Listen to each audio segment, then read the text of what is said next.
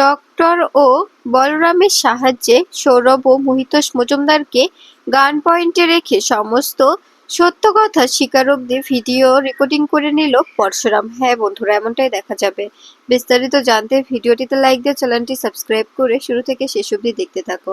গল্পের শুরুতেই দেখা যাবে হসপিটালে আসে জিৎ মুখার্জি, সঙ্গে আসে বাবিন মুখার্জি। এরপরে দেখা যাবে জিৎ এসে বলতে থাকে, ডক্টর ওনার কি অবস্থা, উনি কি এখন কথা বলতে পারবে? তখনই ডক্টর বলে, ওনাকে তো এখন আমরা রেসপন্সই করাতে পারিনি। আপনি এসেছেন কথা বলতে, আর আপনাকে তো আমি ভালো করে চিনি, আপনি জিৎ মুখার্জি। কিন্তু আপনি আপনি এখানে কেন এসেছেন? আমার জানা মতো আপনি তো স্পেশাল ব্রাঞ্চের কেউ নয়। তবে এখানে এখানে একজন স্পেশাল ব্রাঞ্চের অফিসের সঙ্গে আপনার কি কথা? তখনই এ কথা শুনে দেখা যাবে জিৎ মুখার্জি বলে, আপনাকে এতটা ভাবতে হবে না, আপনাকে যেটুকু জিজ্ঞেস করা হয়েছে সেটুকুর উত্তর দিলেই চলবে। এর বাহিরে বেশি কথা বললে হিতে বিপরীত হতে পারে, তাই বলছি বাড়াবাড়ি একদম করবেন না। তখনই এ কথা শুনে দেখা যাবে ডক্টর বলে, আমি আমি চাইলে আপনাকে এক্ষুনি এখান থেকে ঘাড় ধাক্কা দিয়ে বের করে দিতে পারি। আপনি আমাকে এভাবে কথা বলতে পারেন না, আপনার কোনো রাইট নেই। আপনি আমার সঙ্গে এভাবে কথা বলছেন কোন ভিত্তিতে?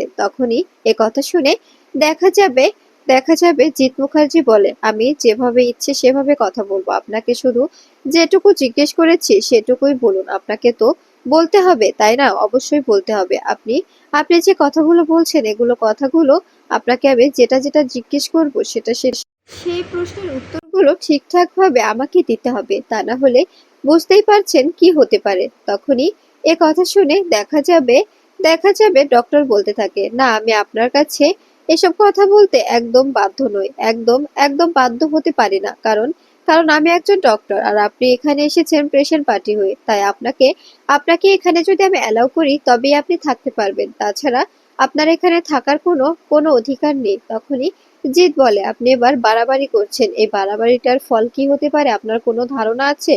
তখনই এ কথা শুনে দেখা যাবে ডক্টর বলে, আমার আমার কোনো ধারণা থাকুক বা না থাকুক, এতে এতে কারো কিছু যায় আসে না। কিন্তু আপনার আপনার কথাগুলো সত্যি পুরোটা ব্যাকডেটেড। আপনি এখানে এসে সিগারেট করছেন। আমি চাইলে কিন্তু অনেক কিছুই করতে পারি। বাইরে অফিসাররা আছে, তাদেরকে আমি কমপ্লেন জানাতে পারি। তখনই সৌরভ বলে, এখানে এখানে কমপ্লেন জানিয়ে কিচ্ছু হবে না, কারণ আমি নিজে ওনাকে এখানে ইনভাইট করে ডেকে এনেছি। ওনাকে আমি নিজে ডেকেছি, তার কারণে উনি এসেছে আমাদের স্যারের সঙ্গে কথা বলতে। তখনই এ কথা শুনে অবাক হয়ে যায় ডক্টর বলে, আমার জানা মতো উনি তো আপনাদের ডিপার্টমেন্টের কেউ না, কিচ্ছু না। তবে ওনাকে কেন ডেকে এনেছেন আমি কি জানতে পারি? তখনই এ কথা শুনে দেখা যাবে তখনই সৌরভ বলে, আপনার এতটা জানার ইচ্ছে কেন? এতটা জানার ইচ্ছে থাকা কিন্তু মোটেও ভালো নয়। যেটুকু জিজ্ঞেস করা হয়েছে সেটুকু বলে কথাটা শেষ করে ফেলুন। বাড়াবাড়ি করার চেষ্টাও করবেন না। এরপরে দেখা যাবে জিৎ মুখার্জিকে সেখান থেকে ডক্টর চলে যেতে বলে। তখনই তখনই দেখা যাবে সেখানে থাকা বাদবাকি অফিসাররা বলতে থাকে, সৌরভ তুমি এরকম কেন করছো? যখন ডক্টর এখানে কাউকে অ্যালাউ করছে না, স্যারের অবস্থা ভালো নয়, তারপরেও কেন জোর করে কথা বলাতে চাইছো? এখনো ওনার জ্ঞান ফিরেনি। তখনই দেখা যাবে জিৎ মুখার্জি বাইরে বেরিয়ে যায়। এরপরে দেখা যাবে ছদ্মবেশ নিয়ে ভেতরে প্রবেশ করে পরশুরাম। ভেতরে প্রবেশ করেই তখনই তখনই দেখা যাবে এ কথা শুনে সৌরভ বলতে থাকে, আপনি কে? আপনাকে তো চিনতে পারলাম না। তখনই পরশুরাম বলে, আমি এসেছি ওনার সঙ্গে দেখা দেখা করতে। উনি আমার অনেক পূর্ব পরিচিতা। জানতে পারলাম যে উনি মৃত্যুর সঙ্গে পাঞ্জা লড়ছে, তাই তো এলাম। তখনই এ কথা শুনে সৌরভ অবাক হয়ে যায়। সৌরভ বলতে থাকে, উনি মৃত্যুর সঙ্গে পাঞ্জা লড়ছে, এই কথাটা আপনাকে কে বললো? তখনই দেখা যাবে পরশুরাম বলে, আমি শুনেছি তো, আমার কাছে খবর গিয়েছে, তাই তো আমি এসেছি, না শুনলে কি আর আসতাম?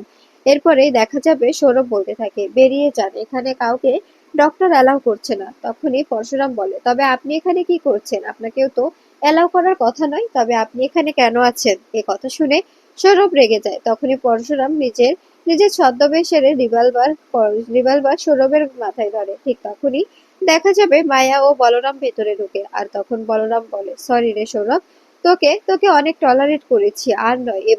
এবার তোর বাপের বাপ এসে পড়েছে, যার অনুপস্থিতিতে এতটা দাপট দেখিয়ে বেরিয়েছি, সে এখন এসে গেছে। দেখি দেখি তোর দাপটটা কোথায় থাকে। এ কথা শুনে দেখা যাবে অবাক হয়ে যায় সৌরভ। সৌরভ বলতে থাকে, ও বেঁচে আছে?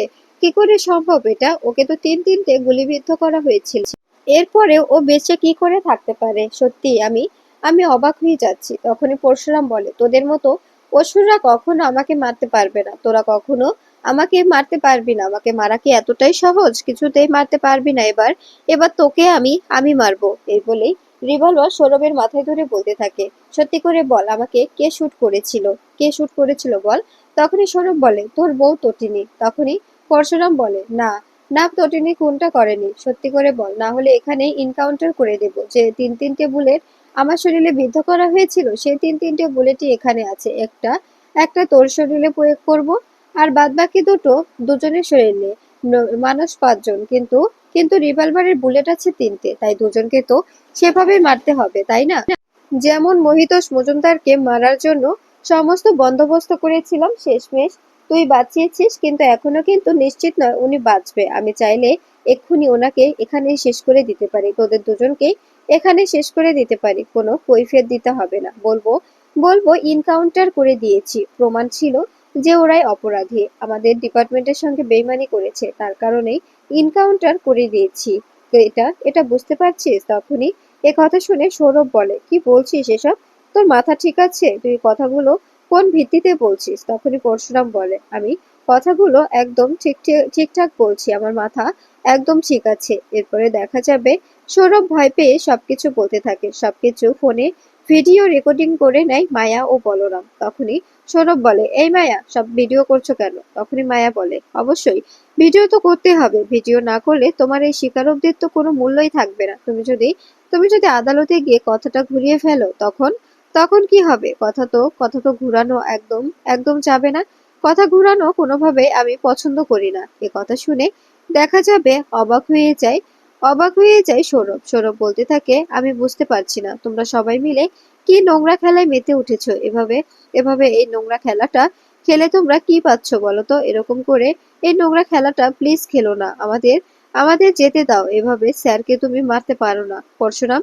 তুই স্যারকে এভাবে ভয় দেখাতে পারিস না, আর স্যারকে তুই প্রাণেও মারতে পারিস না। তুই ভুলে যাচ্ছিস যে উনি কিন্তু একজন দায়িত্ববান অফিসার, ওনার কিন্তু অনেকটাই পাওয়ার। উনি যদি একবার এখান থেকে সুস্থ হয়ে উঠে, উনি যদি উপর মহলে কমপ্লেন জানায়, তোর কি হতে পারে? তোর কোনো ধারণা আছে?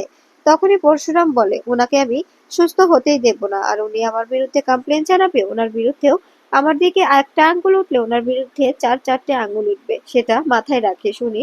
আমার বিরুদ্ধে কমপ্লেন জানালে ওনার বিরুদ্ধে যে কত কমপ্লেন আছে সবকিছু সবকিছু আমি আমি উপর মহলে জানিয়ে দেব। এরপরে দেখব তোদেরকে কে এই ডিপার্টমেন্টে রাখে। আর প্রমোশন তোকে আমি এমন এমন শিক্ষা দেব না, প্রমোশন পাওয়ার ইচ্ছেটা তোর আমি একদম শেষ করে দেব।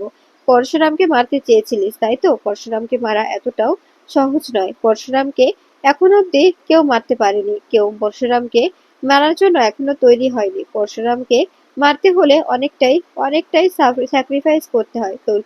তুই কি সেই স্যাক্রিফাইসটা করতে পারবি? এ কথা শুনে সৌরভ বলে, তুই বুঝতে পারছিস না, আমি চাইলেই তোকে শেষ করে দিতে পারি, তাই বলছি বাড়াবাড়ি করিস না। তখন এ কথা শুনে পরশুরাম হাসতে থাকে। মায়া বলতে থাকে, বস, ও কিন্তু বাড়াবাড়ি করছে। এরপরে বলরাম বলে, বল না পরশুরাম, ওকে শেষ করে দিই। ওই সৌরভকে জাস্ট আর সহ্য করতে পারছি না, জাস্ট টলারেট করতে পারছি না। ওর কারণে আমাদের ডিপার্টমেন্টে অনেক অনেক বদনাম হয়েছে, অনেক কিছু হয়েছে। আর এখন এখন এই যে ইনি মহিতোষ মজুমদার, যে কিনা আমাদের ডিপার্টমেন্টের মাথা, যার ভিত্তিতে আমরা সবাই মিলে কাজ করি, যার অর্ডার আমরা মেনে চলি, সেও শেষমেশ টাকার বিনিময়ে বিক্রি হয়ে গেল। মানুষকে কতটা কতটা বিশ্বাস করা যায়, বুঝতে পারছিস? এরপরে দেখা যাবে পরশুরাম বলে, তোরা আমাদের সঙ্গে বিশ্বাসঘাতকতা করেছিস, তোরা দেশের সঙ্গে বিশ্বাসঘাতকতা করেছিস, তোরা আমাদের ডিপার্টমেন্টের সঙ্গে বিশ্বাসঘাতকতা করেছিস। তোদের সমস্ত সমস্ত রূপ আমি সবার সামনে দেখিয়ে দেব, সমস্তটা ভিডিও করা আছে। এরপরে তখনই দেখা যাবে সৌরভ বলে, আমাকে ছেড়ে দে, আমি তো স্বীকারোক্তি দিলাম, আমাকে ছেড়ে দে। তখনই সৌরভ বলে, না, তোকে কিছুতেই ছাড়া যাবে না। তোকে যদি ছেড়ে দিই তবে তুই বাদবাকি সবাইকে সতর্ক করে দিয়ে আসবি, সবার বাসায় যাবি, সবাইকে সতর্ক করে দিবি, যেটা আমি কিছুতেই চাই না। এরপরে এ কথা শুনে দেখা যাবে সৌরভ পরশুরামের পা জড়িয়ে ধরে আর বলতে থাকে, আমাকে ক্ষমা করে দে, আমি কাউকে কিচ্ছু বলবো না, আমাকে আমাকে প্রাণে বাঁচিয়ে দে, আমি মরতে চাই না। তখনই পরশুরাম বলে, মরতে তো তোকে হবেই, অবশ্যই মরতে হবে। এই বলেই দেখা যাবে পরশুরাম সৌরভকে মারতে থাকে। এদিকে মহিতোষ মজুমদার বেটে অচেতন অবস্থায় শুইয়ে ঘুমোচ্ছে, আর এদিকে এদিকে দেখা যাবে সৌরভকে মারতে থাকে পরশুরাম আর বলতে থাকে, তোকে এখানে মারতে মারতে আমি শেষ করে দেব। তোর কারণে এত কিছু। তুই যদি সবকিছুর বিরুদ্ধে না থাকতে, সবকিছুর মূলে না থাকতে, তবে আজকে এই নোংরা খেলাটা খেলতে পারতেন না মিস্টার কর্ণ চ্যাটার্জি। এরপরে দেখা যাবে এ কথা শুনে এ কথা শুনে সৌরভ বলে, এখানে তো সবটাই কর্ণ চ্যাটার্জিরই ক্রেডিট, তবে আমাকে কেন টানছিস? আমি তো কিচ্ছু করিনি। আমাকে টাকা দিয়েছি, আমি টাকার বিনিময়ে কাজ করেছি। তখনই এ কথা শুনে দেখা যাবে অবাক হয়ে যায় পরশুরাম বলতে থাকে, তুই কোন ভিত্তিতে টাকার কাছে বিক্রি হয়ে গেলি? আমাদের এই ডিপার্টমেন্টে জয়েন করার সময় তো আমরা শপথ নিয়ে জয়েন করি যে কখনো আমরা অন্যায়কে প্রশ্রয় দেব না, কখনো অন্যায়কে সহ্য করব না। তবে আমরা কজনেই বা সমস্ত নিয়ম কানুন মেনে চলি বলতো? এরপরে দেখা যাবে তখনই সৌরভ বলে, আমি বুঝতে পারছি না তোরা কেন এরকম করে আমাকে মারছিস। আমি তো সমস্ত স্বীকারোক্তি দিয়েই দিলাম। তবে আমাকে মারার কি আছে? আমাকে ছেড়ে দে। আমি সত্যি বলছি, আমি কাউকে কিচ্ছু বলবো না। তখনই পরশুরাম বলে, আমি তোকে একদম বিশ্বাস করি না। আমি একদম বিশ্বাস করতে পারি না তোকে যদি বিশ্বাস করাই যেত, তবে অনেকক্ষণ আগেই বিশ্বাস করতাম। কিন্তু তোকে বিশ্বাস করা মানে মাঠে মরা একদম এক কথা। তুই তো বারবার আমাদের বিশ্বাস ভেঙেছিস, বারবার আমাকে এসব কিছু বলে আমার বিশ্বাস নিয়ে খেলা করেছিস। তোকে আর কি করে বিশ্বাস করি বলতো?